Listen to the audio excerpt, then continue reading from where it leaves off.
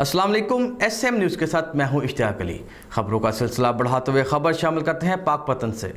District police officer Pakpattan Malik Jameel Zafar की क़यादत में पाकपतन पुलिस की मंशियात फरोशों के खिलाफ कार्रवाइयाँ जारी। मंशियात फरोश गिरफ्तार, भारी मिकदार में मंशियात बरामद। इसी हवाले से मज़ीद तफसीलात जानते हैं अपने नुमाइंदे फैज़ फरीद से।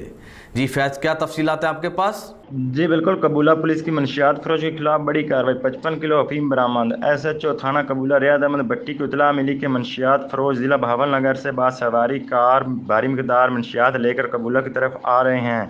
SHO ने अपनी टीम के हमरा नाकाबंदी करके बरकत चौक में मेरान कार रोकी, जिससे 55 किलो अफीम बरामद हुई और दो मुलजमान निसार अली और खादिम हुसैन को गिरफ्तार करके मुकदमा दर्ज कर लिया। SHO थाना कबूला रियाद अहमद भट्टी ने कहा कि मंशियात फरोश माशरे का नसूर हैं, ये नौजवान नस्ल का मुस्तकबिल तबाह कर रही हैं।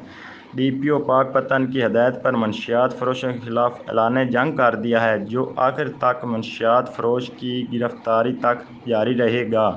इलाका की सियासी, समाजी, मजहबी और कारोबारी शख्सियत ने SHO थाना कबूला रियाद अहमद भट्टी के मंशियात फरोशी के खात्मे के लिए उठाए गए इक़दामों को सराहा। जी बहुत शुक्रिया फैज़, तफसीलात से आगाह करने के लिए।